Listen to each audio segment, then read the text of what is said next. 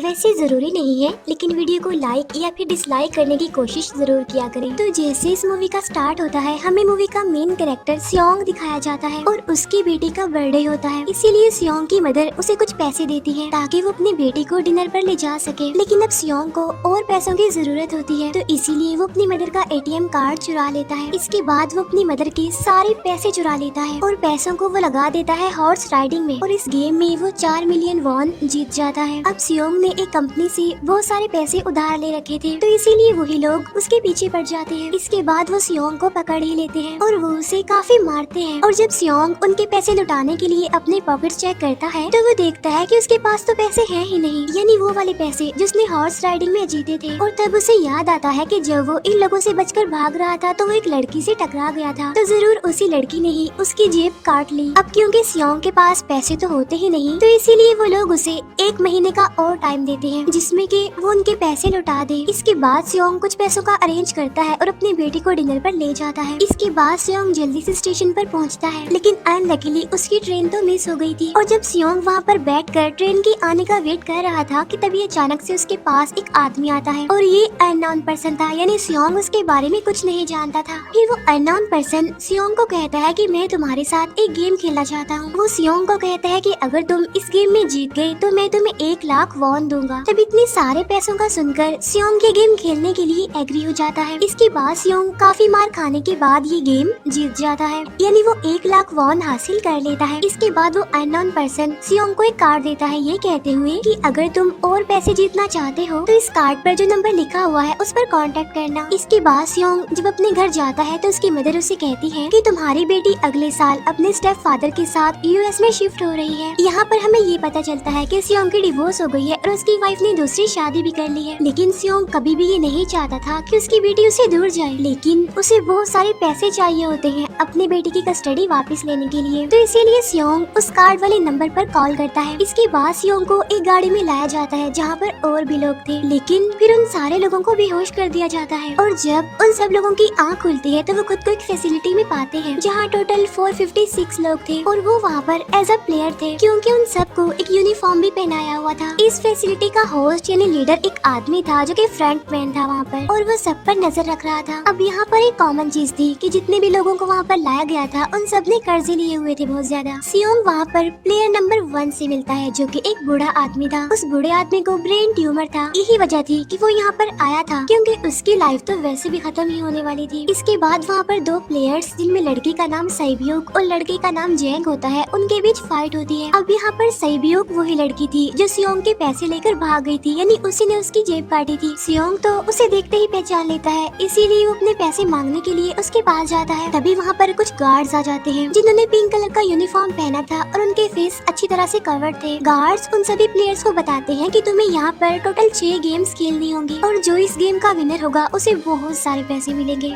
इसके बाद उन सबसे एक कॉन्ट्रैक्ट पर साइन करवाया जाता है, और इस कॉन्ट्रैक्ट के 3 मेन रूल्स थे। पहला रूल ये कि कोई भी प्लेयर अपनी मर्जी से गेम को छोड़कर नहीं जा सकता। दूसरा रूल ये होता है कि जो भी प्लेयर खेलने से मना करेगा तो उस प्लेयर को एलिमिनेट कर दिया जाएगा, और उनके मुताबिक एलिमिनेट का मतलब क्या था ये तो हम आगे ही जानेंगे। गेम का तीसरा रूल ये था कि अगर मेजोरिटी इस गेम को खेलना नहीं चाहती तो वो इस गेम को छोड़कर जा सकते हैं। इसके बाद उन सबको गेम के लिए ले जाया जाता है। अब यहाँ पर सियोंग अपनी क्लासमेट सैंगवू से भी मिलता है जो कि उसे बचपन से जानता था। सियोंग उसे वहाँ पर देखकर काफी हैरान होता है क्योंकि वो तो किसी बिजनेस के लिए आउट ऑफ कंट्री चला गया था। अब पहले गेम के लिए वहाँ पर एक काफी बड़ी डॉल थी, और इस गेम का रूल काफी सिंपल था, और वो ये था कि डॉल जब भी गाना गाएगी उन सबको आगे बढ़ना है, और जैसे ही वो गाना गाना बंद करेगी तो उन सबको रुक जाना है और मूव नहीं करना है, और अगर कोई हिल गया तो उसे एलिमिनेट कर दिया जाएगा। अब स्टार्टिंग में तो ये सब कुछ उन्हें किसी प्रैंक की तरह लग रहा था, लेकिन जब एक लड़का हिल जाता है तो उसे शूट करके मार दिया जाता है, और यही होता है एलिमिनेट का मतलब, यानी उन्हें मार दिया जाएगा। अब ये देखकर वो सारे लोग काफी घबरा जाते हैं और उन्हें पता चल चुका था कि वो खतरे में है, इसीलिए लोग डरते हुए पैनिक करते हुए इधर उधर भागने लगते हैं।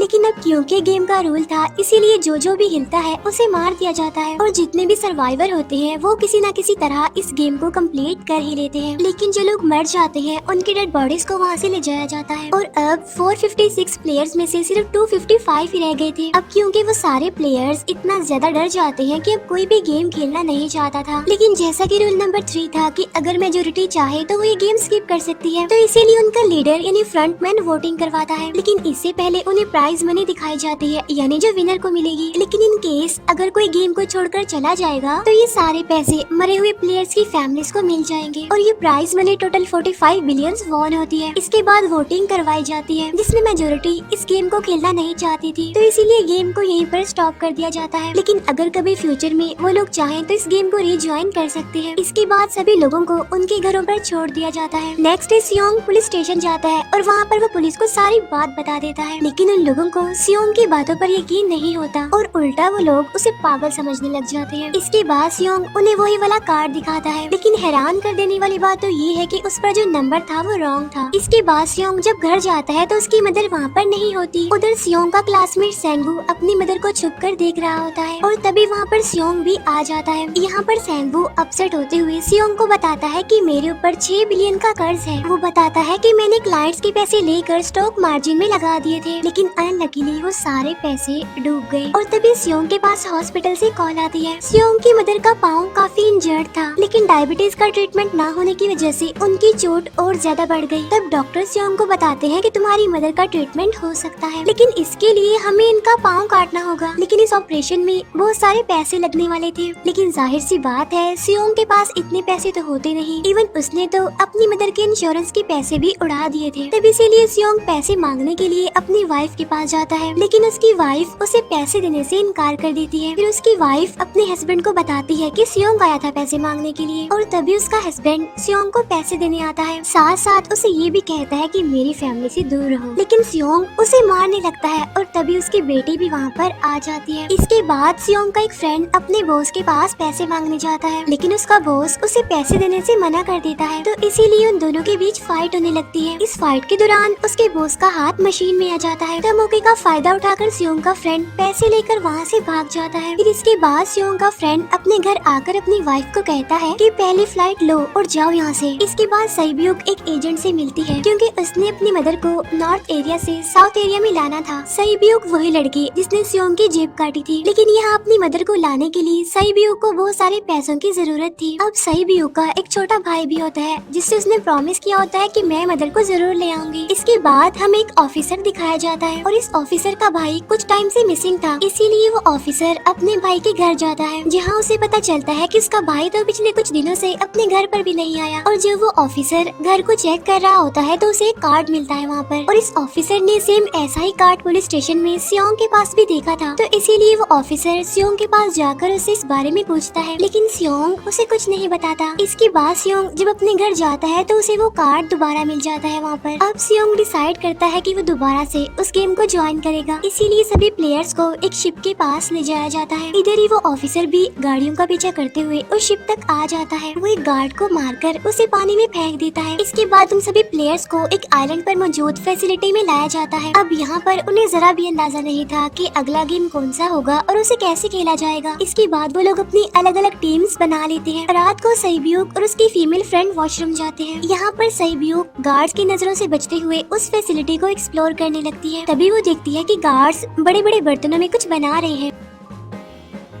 लेकिन अब क्योंकि गार्ड्स को शक हो जाता है तो ये गार्ड वॉशरूम्स को चेक करने के लिए आता है, लेकिन तब तक सईब्यूक वापस आ चुकी थी। इसके बाद सईब्यूक अपनी फीमेल फ्रेंड को सारी बात बता देती है जो उसने देखा था, लेकिन यहाँ पर सेंगवू उन दोनों की बातें सुन लेता है और वो इस बारे में सईब्यूक से पूछता है, जिस पर सईब्यूक बताती है कि वो बड़े बड़े बर्तनों में कुछ पका रहे थे। इसके बाद उन सभी प्लेयर्स को प्लेग्राउंड में लाया जाता है, जहाँ पर उनके सामने 4 शेप्स थी। 4 शेप्स में से उन्होंने किसी एक शेप को चूज करना था। अब यहाँ पर सेंगवू को पता चल जाता है कि गेम क्या है और क्या करना है हमें। सेंगो सियोंग को बताता है कि सबने अलग अलग शेप्स को चुनना है। इसके बाद उन सभी को एक छोटा सा बर्तन दिया जाता है जिसमें की शेप्स बनी होती है। अब गेम उनकी ये होती है कि उन्होंने किसी तरह उस शेप को बाहर निकालना है बगैर डैमेज किए, लेकिन अगर शेप जरा से भी खराब हो गई तो उन्हें एलिमिनेट कर दिया जाएगा, यानी मार दिया जाएगा। अब यहाँ पर सेंगवो तो इजिली उस शेप को निकाल लेता है, लेकिन सियोंग इतना ज्यादा घबरा जाता है कि उसकी हालत खराब होने लगती है, लेकिन फिर वो किसी न किसी तरह करके इस गेम को भी जीत लेता है। इसके बाद उन सबको वापस से रूम में लाया जाता है। अब यहाँ पर 187 प्लेयर्स वापस आए थे, जिनमें से अब सिर्फ 108 ही रह गए थे। इसके बाद उन सबको खाने के लिए ले जाया जाता है, लेकिन खाने की वजह से जैंग की एक लड़के से फाइट हो जाती है, जहाँ पर जैंग उस लड़के को इतना ज्यादा मारता है कि वो मौके पर ही मर जाता है। इधर ही हम देखते हैं कि उन प्लेयर्स में से एक डॉक्टर होता है जो गार्ड्स के साथ मिलकर मरे हुए लोगों के ऑर्गन्स निकाल कर उन्हें चाइनीज को बेचने का काम करता है। इसीलिए जब भी डेड बॉडीज को ले जाया जाता है तो वो डेड बॉडीज को गायब कर लेते हैं, क्योंकि ये सब कुछ एक प्लान के अकॉर्डिंग चल रहा था, क्योंकि ये सारा कुछ फ्रंट मैन से छुप कर हो रहा था। यही वजह थी कि कंट्रोल रूम में भी उन्होंने अपना ही एक आदमी बिठाया हुआ था जो कि उन लोगों की सारी वीडियो फुटेज डिलीट कर देता था, और गार्ड्स तो डॉक्टर को गेम के बारे में पहले ही बता देते थे ताकि वो सरवाइव कर सके। यहाँ पर एक गार्ड उसी प्लेयर डॉक्टर को बताता है कि आज हमने प्लेयर्स को जानबूझकर खाना कम दिया है ताकि वो आपस में लड़ने लगे, जिससे होगा ये कि सारे वीक प्लेयर्स गेम से आउट हो जाएंगे। साथ ही गार्ड डॉक्टर को अपनी अगली गेम के बारे में बता देता है। अब 30 मिनट के बाद वहाँ पर लाइट्स ऑफ होने वाली थी। अब यहाँ पर सेंगवो को पता था कि सियोंग की टीम जरूर कोई उल्टा काम करेगी, इसीलिए वो उस टीम को अपने पास बुलाकर उन्हें रिलैक्स रहने के लिए कहता है। उधर वो जो डॉक्टर प्लेयर होता है वो जैंग की टीम में शामिल हो जाता है। यहाँ पर डॉक्टर जैंग को बता देता है कि अगला गेम क्या होने वाला है। इसके बाद लाइट्स ऑफ हो जाती है और जैंग अपनी टीम के साथ मिलकर बाकी सभी को मारने लगता है। जैंग एक लड़की को मारकर सैब्यू को मारने जाता है, लेकिन तभी सियोंग उसे बचा लेता है। इसके बाद गार्ड्स वहाँ पर आकर उन सभी को रोक लेते हैं और अब टोटल 80 लोग रह गए थे। इसके बाद उन सभी को तीसरे गेम के लिए ले जाया जाता है और यहाँ पर उन्हें 10-10 प्लेयर्स की एक टीम बनाने के लिए कहा जाता है, और वो लोग ऐसा ही करते हैं, अपनी अपनी टीम बना लेते हैं। अब क्योंकि जैंग को अगली गेम के बारे में पहले ही पता होता है, इसीलिए वो सैब्यू की फीमेल फ्रेंड को अपनी टीम में नहीं रखता और वो अपनी टीम में सिर्फ मर्दों को ही रखता है। इसके बाद सेंगवो भी अपनी एक टीम बना लेता है। अब क्योंकि उन्हें एक प्लेयर की जरूरत थी तो इसीलिए सैब्यू की फीमेल फ्रेंड उनकी टीम में शामिल हो जाती है, और ये गेम असल में टग ऑफ वॉर का होता है, यानी उन्होंने अपने सामने वाली टीम को नीचे गिराना था। इसके बाद गेम स्टार्ट हो जाती है और जैंग की गेम बड़ी आसानी से इस गेम को जीत लेती है। इसके बाद बारी होती है सेंगवो की टीम की। तब प्लेयर नंबर 1 यानी वो बूढ़ा आदमी कहता है कि मैंने अपनी जिंदगी में बहुत सारी टग ऑफ वॉर्स खेल रखी है, इसीलिए उन सबको गाइड करता है कि इस गेम को कैसे जीतना है। तो इसीलिए वो लोग किसी न किसी तरह करके इस गेम को जीत जाते हैं। फिर दिखाया जाता है कि 30 मिनट के बाद दोबारा से लाइट्स ऑफ हो जाएंगी, जिस पर सेंगवो उन सबको कहता है कि रेडी रहना। तो इसीलिए वो डिसाइड करते हैं कि एक एक करके हम पहरा देंगे। अब जैंग की टीम में एक से बढ़कर एक चालाक प्लेयर था, तो इसीलिए जैंग को डर होता है कि कहीं उसकी टीम उसे ही साइड पर न लगा दे, यानी उसे ही अपने रास्ते से न हटा दे।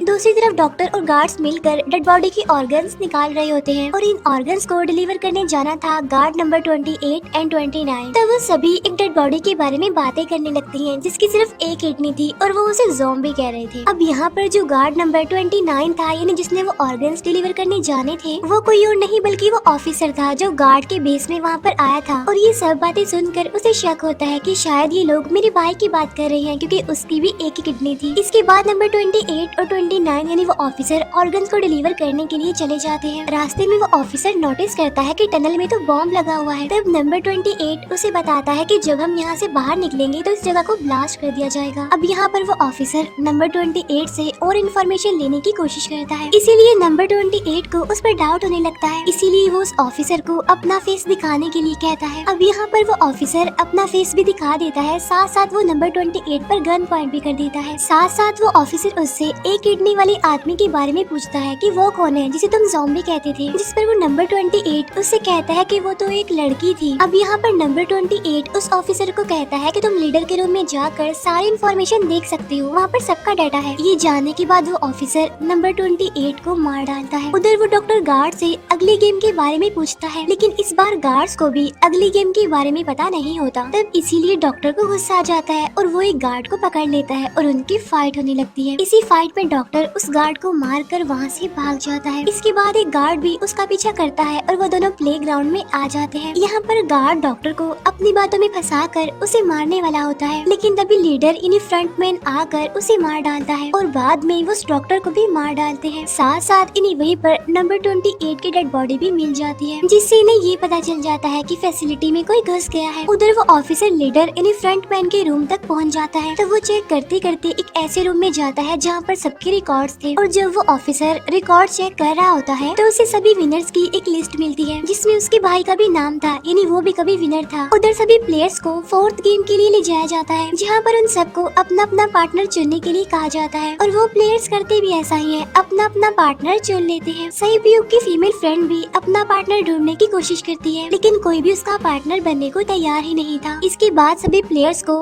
10-10 मार्बल्स दिए जाते हैं। असल में ये गेम ऐसी होती है कि एक प्लेयर को अपने पार्टनर से सारे मार्बल्स लेने होते हैं बगैर कोई जोर जबरदस्ती किए, और जो दूसरा पर्सन होगा यानी जिसके पास मार्बल्स नहीं होंगे उसे मार दिया जाएगा। फिर सैंगवू और सियोंग का फ्रेंड ऑड और इवन का गेम खेलते हैं, जिसमें कि उन्होंने गेस करना था कि सामने वाले के हाथ में कितने मार्बल्स हैं। अब यहाँ पर सियोंग का फ्रेंड सैंगवू के सारे मार्बल्स जीत जाता है, जिसकी वजह से लास्ट में सैंगवू के पास सिर्फ एक ही मार्बल बचता है। अब क्योंकि सैंगवू को पता चल चुका था कि अब वो बच नहीं पाएगा, इसीलिए वो सियोंग के फ्रेंड को अपनी बातों में फंसा कर उसे ये यकीन दिलाता है कि अगर हम में से कोई भी हार गया तो हारे हुए लोगों का मैच दोबारा करवाया जाएगा। अब यहाँ पर सैंगवू धोखे से सियोंग के फ्रेंड के सारे मार्बल्स चेंज कर देता है। इसके बाद सैंगवू मार्बल्स लेकर गार्ड को दे देता है और वहाँ से बाहर चला जाता है, और जब सियोंग का फ्रेंड मार्बल्स चेक करता है तो वहाँ पर पत्थर होते हैं। उधर प्लेयर नंबर 1 यानी उस बूढ़े आदमी की हालत खराब हो रही थी, इसीलिए वो तो इधर उधर घूम रहा था, लेकिन सियोंग किसी तरह उसे खेलने के लिए एग्री कर लेता है। अब यहाँ पर वो दोनों यानी वो बूढ़ा आदमी और सियोंग भी इवन ऑड खेलते हैं। अब इनमें से वो बूढ़ा आदमी सियोंग के सारे मार्बल्स जीत जाता है, लेकिन लास्ट राउंड में वो बूढ़ा आदमी भूल जाता है कि उसने क्या चूज किया था। तो यहाँ पर सियोंग उसे बातों में फंसा कर उसके सारे मार्बल्स ले लेता है, लेकिन यकीन मानिए कि वो बूढ़ा आदमी काफी चालाक था। उसने एक मार्बल अपने पास ही रखा हुआ था और वो दोबारा से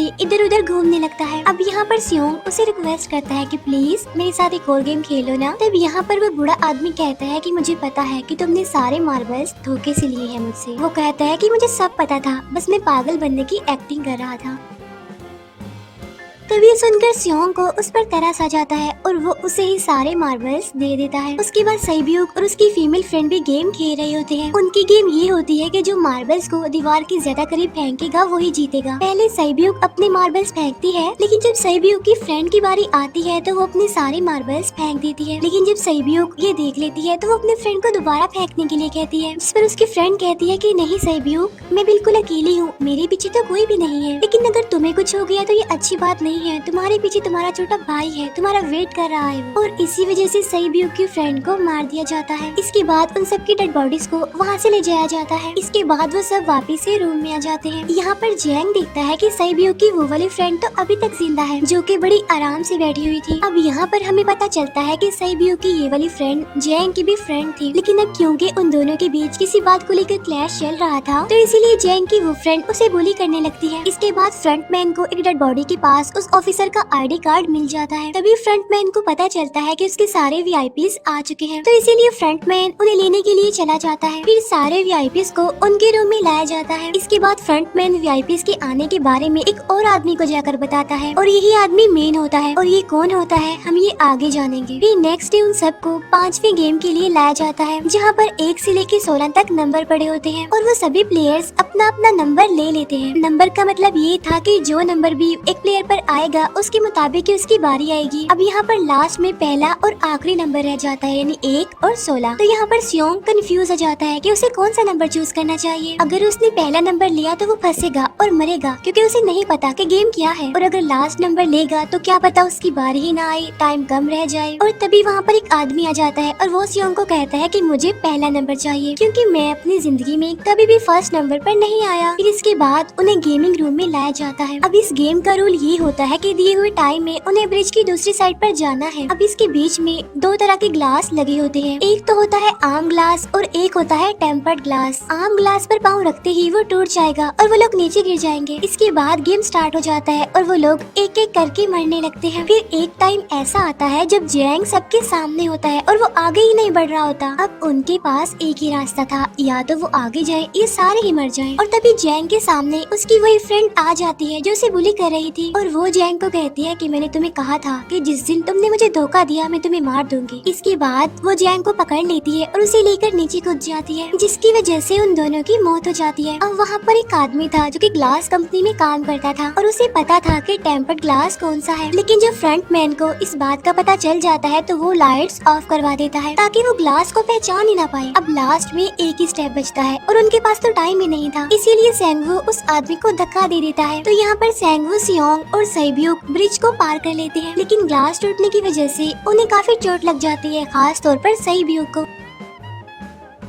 उधर उस ऑफिसर ने एक सर्वेंट को मारकर उसकी जगह खुद ले ली थी। अब एक वीआईपी को उस ऑफिसर पर शक होता है और वो उसे कहता है कि अपना मास्क रिमूव करो, लेकिन वो ऑफिसर कहता है कि ठीक है, लेकिन मैं अंदर जाकर अपना मास्क रिमूव करूंगा। इसके बाद वो ऑफिसर उस वीआईपी को लेकर अंदर चला जाता है। अंदर जाकर वो ऑफिसर उस वीआईपी को बेहोश कर देता है और इस बात का पता फ्रंट मैन को चल जाता है, इसीलिए फ्रंट मैन उसके पीछे जाता है और वो उस ऑफिसर को देख लेता है, इसीलिए वो ऑफिसर वहाँ से भागकर आइलैंड पर आ जाता है। फ्रंट मैन भी उसका पीछा करते हुए वहाँ पर आ जाता है। अब यहाँ पर वो ऑफिसर अपने सीनियर्स को कॉल करने की कोशिश करता है, लेकिन कॉल कट हो जाती है। फिर वो ऑफिसर उन्हें सारे सबूत भेजता है, लेकिन वहाँ पर नेटवर्क नहीं था। इसके बाद फ्रंट मैन ऑफिसर को पकड़ लेता है और उसे उनके साथ चलने के लिए कहता है, लेकिन वो ऑफिसर तो उस फ्रंट मैन पर गोली चला देता है। इसके बाद फ्रंट मैन अपना मास्क उतार देता है, तो वो ऑफिसर देखता है कि वहाँ पर कोई और नहीं बल्कि उसका अपना भाई है वो। इसके बाद ऑफिसर का भाई यानी फ्रंट मैन उसे शूट कर देता है और वो जाकर पानी में गिरता है। उधर ग्लास लगने की वजह से सैब्यूक काफी इंजर्ड हो गई थी और उसका बहुत सारा खून भी बह रहा होता है। इसके बाद तीनों सर्वाइवर्स को डिनर के लिए ले जाया जाता है और उनके पास एक एक नाइफ भी रख दिया जाता है, मतलब रात में उन तीनों में से कोई भी एक दूसरे को मार देगा। तभी सियोंग नोटिस करता है कि सैब्यूक की हालत काफी खराब है, इसीलिए वो सैब्यूक को कहता है कि फिक्र मत करो, हम दोनों साथ हैं और इस गेम में हम दोनों मिलकर सेंगवू को हरा देंगे। इसके बाद हम दोनों यहाँ से बाहर निकल जाएंगे और पैसों को आधा आधा डिवाइड कर लेंगे। सैब्यूक उसे बताती है कि मेरा एक छोटा भाई है जिसे मैं ऑर्फनेज में छोड़कर आई हूँ, और अगर हम दोनों में से कोई भी जिंदा बचकर बाहर जाएगा तो उसे उन दोनों की फैमिलीज का ख्याल रखना होगा। अब सैब्यूक की हालत काफी खराब थी, उसे डॉक्टर की जरूरत थी, इसीलिए सियोंग कोई मदद लाने के लिए जाता है, लेकिन जब तक वो वापस आता है तब तक सेंगवू सैब्यूक को मार चुका था। फिर नेक्स्ट डे उन दोनों को गेम नंबर 6 यानी लास्ट गेम के लिए ले जाया जाता है। गेम का रूल बड़ा ही सिंपल था कि मार दो या मर जाओ, और इस गेम का नाम होता है स्क्विड गेम। इसके बाद गेम स्टार्ट हो जाती है और उन दोनों के बीच काफी फाइट होती है, लेकिन लास्ट में सेंगवू की हालत खराब होने लगती है। तभी सियोंग कहता है कि मैं इस गेम को रोकना चाहता हूँ, और तभी सियोंग सेंगवू को उसके साथ चलने के लिए कहता है, लेकिन सेंगवू तो अपने आप को ही मार डालता है, जिसकी वजह से सियोंग गेम जीत जाता है। फिर फ्रंट मैन सियोंग को कहता है कि तुम बहुत अच्छा खेले, लेकिन मुझे इसकी उम्मीद नहीं थी। इसके बाद सियोंग को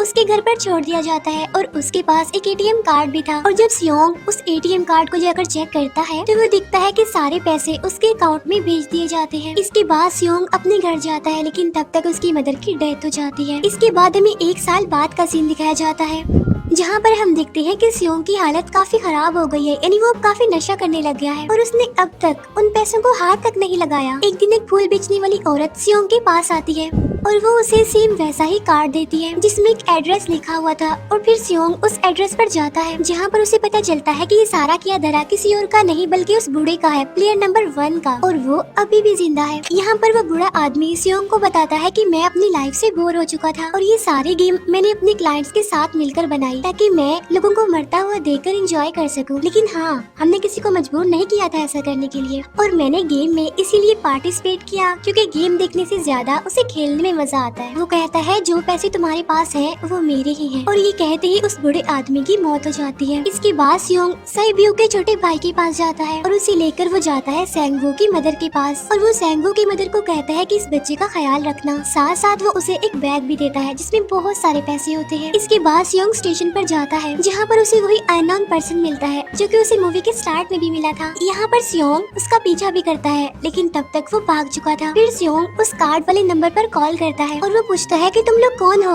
और लोगों के साथ ऐसा क्यों कर रही हो, क्यों खेल रही हो लोगों की जिंदगी से। लेकिन आगे से उसे रिस्पॉन्स आता है कि सियोंग, अगर तुमने जिंदा बचना है तो प्लेन में चढ़ जाओ। और इसी के साथ ही मूवी यहीं पर एंड हो जाती है। Thank you for watching.